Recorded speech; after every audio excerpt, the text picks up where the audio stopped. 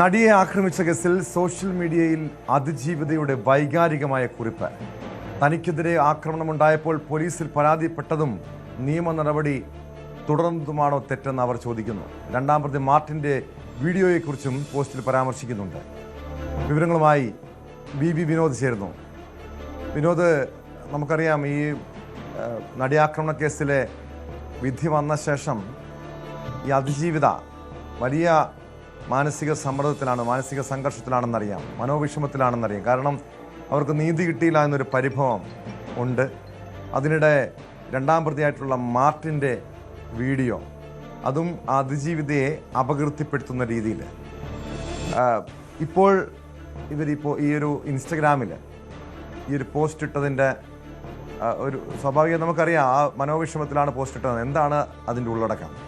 Tom, ഇത് രണ്ടാം തവണയാണ് വിധി വന്ന ശേഷം അതിജീവിതയുടെ പോസ്റ്റ് വരുന്നത്. ആദ്യത്തെ പോസ്റ്റിൽ തന്നെ അവരുടെ ആ ഒരു വേദന കൃത്യമായി നിറഞ്ഞു നിൽക്കുന്നതായിരുന്നു. കാരണം രാജ്യത്ത് എല്ലാ പേർക്കും ഒരേ നീതിയല്ല എന്ന കാര്യമാണ് അതിൽ അവർ പറഞ്ഞിരുന്നത്. ഇപ്പോൾ ഈ രണ്ടാം പ്രതി മാർട്ടിൻ്റെ ഒരു വീഡിയോ കഴിഞ്ഞ ദിവസങ്ങളിൽ പ്രചരിച്ചിരുന്നു. അതിൽ വളരെ മോശമായാണ് അതിജീവിതയെക്കുറിച്ച് വിവരിക്കുന്നത്. കാരണം ഇത് വലിയൊരു ആസൂത്രണമായിരുന്നു.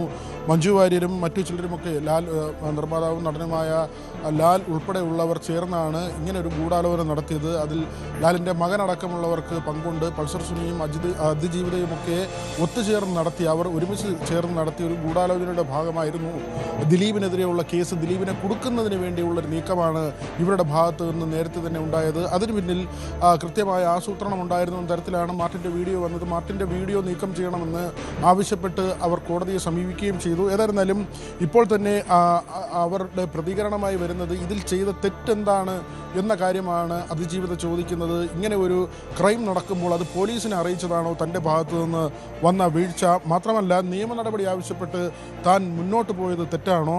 അന്ന് ഇതെല്ലാം സഹിച്ചിരിക്കുകയും പിന്നീട് ഈ പീഡനത്തിൻ്റെ ദൃശ്യങ്ങൾ എപ്പോഴെങ്കിലും പുറത്തു വരുമ്പോൾ അന്ന് സമൂഹം കുറ്റപ്പെടുത്തുന്നത് കേട്ടിരിക്കണമായിരുന്നു എന്നത് ഇവരുടെ ഈ പോസ്റ്റിൽ പറയുന്നുണ്ട്. മാത്രമല്ല, എന്തുകൊണ്ട് അന്നേ പോലീസിൽ പരാതിപ്പെട്ടില്ല എന്ന ചോദ്യത്തിന് കൂടി താൻ പിന്നീട് മറുപടി പറയേണ്ടി വരുമായിരുന്നു. 20 വർഷം ശിക്ഷയ്ക്ക് വിധിച്ച് ജയിലിൽ പോയ രണ്ടാം പ്രതി പോകുന്നതിന് മുൻപേ ഒരു വീഡിയോ എടുത്ത് കണ്ടു. അതിൽ ഞാനാണ് നിങ്ങളുടെ നഗ്ന വീഡിയോ എടുത്തതെന്ന് കൂടെ പറയാമായിരുന്നു. അതായത് ഇത് കൃത്യമായി മാർട്ടിനെ കൊണ്ട് മറ്റാരോ പറയിച്ചതാണ് എന്ന കാര്യം തന്നെയാണ് ഈ പോസ്റ്റിലൂടെ അതിജീവിത സമർത്ഥിക്കുന്നത്. കാരണം അങ്ങനെ ഒരു സംഭവം ആ വാഹനത്തിനുള്ളിൽ നടക്കുമ്പോൾ നിങ്ങളുടെ നഗ്ന വീഡിയോ എടുത്തത് ഞാനാണ് എന്നുകൂടി പറയാമായിരുന്നു എന്ന് പറഞ്ഞു വയ്ക്കുമ്പോൾ അവിടെ അവർ പീഡിപ്പിക്കപ്പെട്ടുവെന്നും ഇപ്പോൾ ഇങ്ങനെ ഒരു കഥ പ്രചരിപ്പിക്കുന്നതിന് പിന്നിൽ തന്നെ അധിക്ഷേപിക്കുകയാണ്, തന്നെ കുറ്റക്കാരിയാക്കുകയാണ് ഇവരുടെ ലക്ഷ്യമെന്നും അതിജീവിത പറഞ്ഞു വയ്ക്കുന്നു. ഇത്തരം വൈകൃതങ്ങൾ പറയുന്നവരോടും പ്രചരിപ്പിക്കുന്നവരോടും നിങ്ങൾക്കോ നിങ്ങളുടെ വീട്ടിലുള്ളവർക്കോ ഈ അവസ്ഥ വരാതിരിക്കട്ടെ എന്ന് പറഞ്ഞ് അവസാനിപ്പിക്കുന്ന തരത്തിലാണ് ഇപ്പോൾ ഈ കുറിപ്പ് അതിജീവിതയുടെയായി പുറത്തു വന്നിരിക്കുന്നത് കേട്ടോ. തീർച്ചയായും അതൊരു സ്ത്രീക്കും ഒരു കുടുംബത്തിനും ഈ ഒരു അവസ്ഥ ഉണ്ടാകരുതെന്ന് തന്നെ നമുക്ക് ആഗ്രഹിക്കാം, പ്രാർത്ഥിക്കാം. വിനോദ്, ഇവിടെ അത്രയ്ക്കും നിരാശയോടുകൂടിയാണ് ഈ വിധിക്ക് ശേഷം അതിജീവിത പ്രതികരിക്കുന്നത്. കാരണം 8 വർഷത്തിലധികം നിയമ പോരാട്ടം നടത്തി, പക്ഷെ നീതി കിട്ടിയില്ല. ഇപ്പോഴും അവർക്ക് ഈ നീതിപീഠത്തിൽ പ്രതീക്ഷയുണ്ടോ? ഇനിയും നിയമപരമായി മുന്നോട്ട് പോകാൻ തന്നെയാണോ തീരുമാനം? നിയമപരമായ പോരാട്ടം തുടരുമെന്ന് അവർ ഇതിനകം തന്നെ വ്യക്തമാക്കിയിട്ടുണ്ട്. അതോടൊപ്പം തന്നെ അവരുടെ അഭിഭാഷകനായ സ്പെഷ്യൽ പബ്ലിക് പ്രോസിക്യൂട്ടറാണ് അജയ്കുമാർ, അദ്ദേഹവും ഇക്കാര്യം തന്നെ വ്യക്തമാക്കിയിട്ടുണ്ട്. നേരത്തെ വിചാരണ കോടതിയുടെ ഭാഗത്തു നിന്ന് നീതി ഉണ്ടായില്ല എന്നത് വളരെ സ്പഷ്ടമായി തന്നെ അക്കമിട്ട് നിരത്തുന്നതായിരുന്നു ആദ്യത്തെ പോസ്റ്റ്. അതിൽ പൊതുജനങ്ങൾക്ക് കൂടി മനസ്സിലാകുന്ന തരത്തിൽ, അല്ലെങ്കിൽ തുറന്ന കോടതി മുറിയിൽ ഒരു വിചാരണ വേണമെന്ന തൻ്റെ ആവശ്യം കോടതി നിരാകരിച്ചു. അതോടൊപ്പം തന്നെ ഈ മെമ്മറി കാർഡ് ചോർന്നതുമായി ബന്ധപ്പെട്ട കാര്യങ്ങൾ, അതിൻ്റെ രേഖകൾ വിളിച്ചു വരുത്തുന്നതടക്കമുള്ള കാര്യങ്ങളിൽ കോടതി വീഴ്ച കാണിച്ചു. മാത്രമല്ല, ആദ്യം ഈ കേസിൽ വന്ന പ്രോസിക്യൂട്ടർമാർ അത് 2 പേർ തന്നോട് ഒരേ സ്വരത്തിൽ പറഞ്ഞു, ഈ കോടതിയിൽ നിന്ന് നീതി തേടേണ്ടതില്ല, നീതി ലഭിക്കുമെന്ന് പ്രതീക്ഷിക്കേണ്ടതില്ല എന്ന കാര്യം തന്നോട് പ്രോസിക്യൂട്ടർമാർ തന്നെ പറഞ്ഞിരുന്നതാണ്. കോടതി മാറ്റണം, ജഡ്ജിയെ മാറ്റണമെന്നാവശ്യപ്പെട്ട് താൻ സുപ്രീം കോടതിയെയും അതോടൊപ്പം തന്നെ രാഷ്ട്രപതിയെയും പ്രധാനമന്ത്രിയെയും ഒക്കെ തന്നെ സമീപിച്ചിരുന്നു. പക്ഷേ അക്കാര്യത്തിൽ ഒരു തീരുമാനമുണ്ടായില്ല. ഇങ്ങനെ അക്കമിട്ട് കാര്യങ്ങൾ നിരത്തുന്ന തരത്തിലായിരുന്നു ആദ്യത്തെ പോസ്റ്റ് വന്നത്. പക്ഷേ ഇപ്പോൾ ഇത് രണ്ടാമത്തെ പോസ്റ്റ് പുറത്തു വരുമ്പോൾ അത് മാർട്ടിൻ്റെ വീഡിയോയ്ക്കുള്ള മറുപടിയാണ്.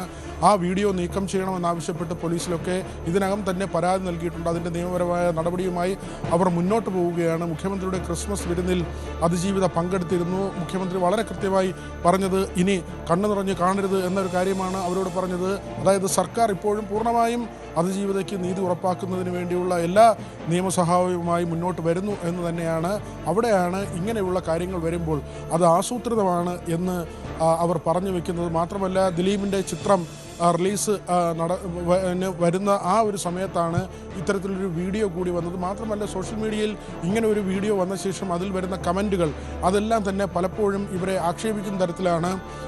അതിൽ വളരെ വ്യക്തമായി പറയുന്നത് ഇവർ ആസൂത്രണം ചെയ്തു, ഇതിൽ CBI വരട്ടെ, അങ്ങനെയെങ്കിൽ ഇവർ കുടുങ്ങുമല്ലോ എന്ന തരത്തിലൊക്കെയാണ്. പക്ഷേ ഈ വിചാരണയുടെ ഘട്ടത്തിലൊക്കെ തന്നെ മാർട്ടിൻ ഇത് പറഞ്ഞിരുന്നു, അല്ലെങ്കിൽ അത് എന്തുകൊണ്ട് അത്തരം കാര്യങ്ങൾ നേരത്തെ വന്നില്ല എന്നതടക്കമുള്ള കാര്യങ്ങളൊക്കെ അവശേഷിക്കുന്നുണ്ട്. പക്ഷേ അതിജീവിത പറയുന്നതിൽ ഇതിൽ വളരെ ലോജിക്കായുള്ള കാര്യങ്ങളുണ്ട്. അവരുടെ ദൃശ്യങ്ങൾ കൂടി പകർത്തിയത് താനാണെന്ന് പറഞ്ഞുകൂടായിരുന്നോ എന്നിപ്പോൾ ഈ വീഡിയോ പുറത്തുവിട്ടവരോട് അതിജീവിത ചോദിക്കുകയാണ്. അവർ ആദ്യത്തെ പോസ്റ്റിൽ തന്നെ വളരെ വ്യക്തമായി ടോം പറഞ്ഞിരുന്നതാണ്, എല്ലാവർക്കും രാജ്യത്തെ എല്ലാവർക്കും നീതി ഒരുപോലെ അല്ല എന്ന കാര്യം അവർ പറയുന്നു. 20 വർഷം ഇങ്ങനെ ശിക്ഷിക്കപ്പെട്ട ഒരു പ്രതിയാണ് ജയിലിൽ പോകുന്നതിന് മുമ്പ് ഇങ്ങനെ ഒരു ദൃശ്യം പകർത്തിയതെന്ന് കൂടി അവരുടെ പോസ്റ്റിൽ വ്യക്തമാക്കുന്നുണ്ട്. മാത്രമല്ല, ഇത് അതിനടക്കം എന്തായാലും പല ദുരൂഹതയും സംശയിക്കണം. കാരണം ആസൂത്രിതമായി ഈ അതിജീവിതയെ അപകീർത്തിപ്പെടുത്താൻ വേണ്ടി ഇറക്കിയ ഒരു വീഡിയോ ആണ് എന്ന് തന്നെ മനസ്സിലാക്കണം. എന്തായാലും നീതി നിഷേധിക്കപ്പെട്ട ഒരു യുവതിയുടെ മാനസികാവസ്ഥ നമുക്ക് ചിന്തിക്കാൻ കഴിയാവുന്നതേ ഉള്ളൂ. 2 തവണ അവരുടെ മനോവിഷമം പങ്കുവെച്ചുകൊണ്ട് സോഷ്യൽ മീഡിയയിൽ പോസ്റ്റ് പങ്കുവെക്കുന്നു. ഏറ്റവും ഒടുവിൽ പറയുന്നത് തനിക്കെതിരെ ആക്രമണം ഉണ്ടായപ്പോൾ പോലീസിൽ പരാതിപ്പെട്ടതാണോ, നിയമ നടപടി തുടർന്നതാണോ താൻ ചെയ്ത തെറ്റെന്നാണ് അതിജീവിത ചോദിക്കുന്നത്. കോട്ടയം പൂർണ്ണമാകുന്നു.